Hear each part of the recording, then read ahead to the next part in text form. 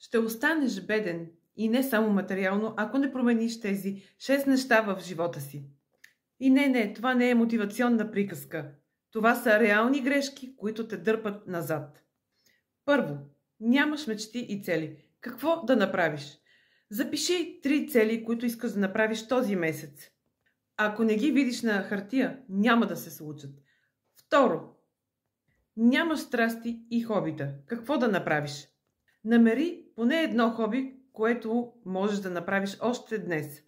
Намери поне едно хоби, което можеш да превърнеш в доход.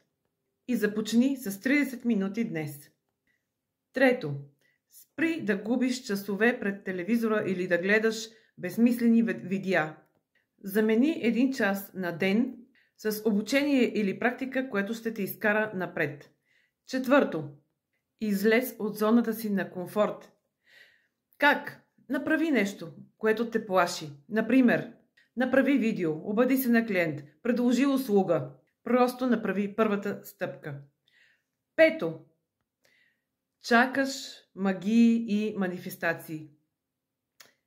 Виж, пожеланията сами не работят. Запиши конкретни действия за всяка цел и започни с първото веднага. Шесто, изключително важно. Спри да обвиняваш другите. Поеми отговорност за живота си. Гледай какво можеш да направиш ти днес и го направи. Поеми отговорност за живота си.